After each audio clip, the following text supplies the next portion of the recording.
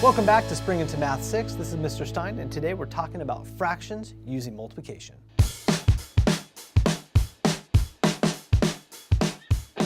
Okay, so fractions using multiplication is essentially multiplying fractions. So let's just jump in. We've done this before in 5th grade and even maybe a little bit in 4th. So let's jump back and think about how we multiply fractions. So we have 3/8 times 1/5.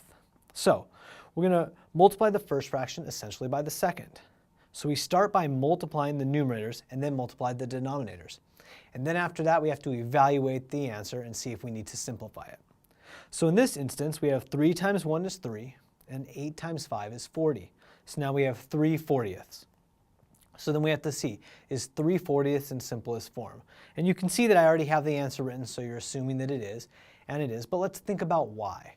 So 3 is a prime number. We talked prime numbers a couple chapters ago, and when you think about a prime number, only 1 and itself go into that number. So 3, only 1 and 3 go into 3. So 3 is our only option to see if it shares with 40, and 3 does not go in evenly to 40, so you know it's in simplest form. All right, let's try another one. This time we have 1/9 times 6/8. And again, we're going to multiply the first fraction by the second, starting with the numerators. So we look at 1 times 6 is 6, and then we're going to multiply the denominators. This time we have 9 times 8, and 9 times 8 is 72.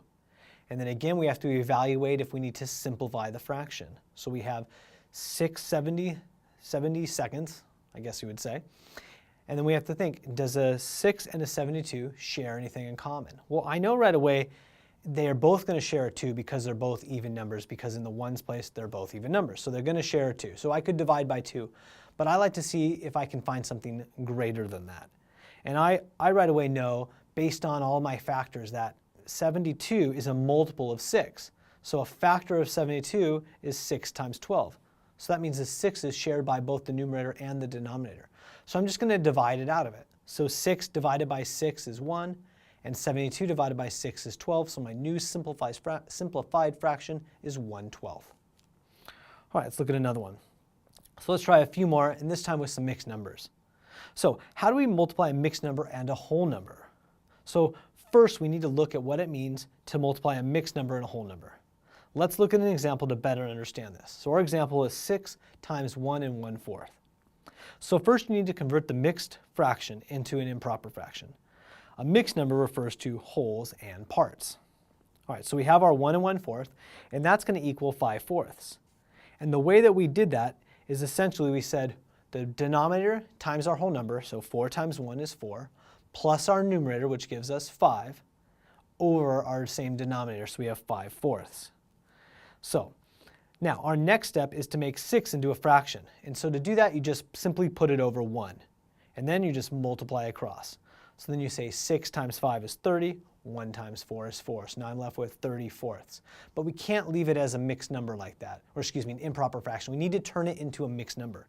So then we have to say, well, let's turn 30/4 back into a mixed number. So we have to say 30 divided by 4 goes in 7 times with 2 remaining. So 7 is our whole number. And then we would put the 2 over our denominator of 4. Well, 2/4 is the same as a half. So a more simplified version would be 7 1/2. All right, let's try another one. Let's try 1/2 times 2 and 1/4. So our first step is to change 2 and 1/4 into an improper fraction. So again, it's denominator times whole number. So 4 times 2 is 8, plus 1 is 9, all over the same denominator, so it's 9/4.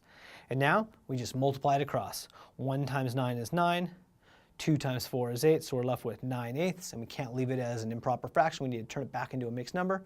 Well, 8 goes into 9 one time, so I have a whole number of 1. I got 1 left over, and I put it over my denominator of 8, so I have 1 and 1/8. All right, let's try another one. So this time we have 2 and 1/4 times 1 1/2. So first we got to convert each mixed number into an improper fraction.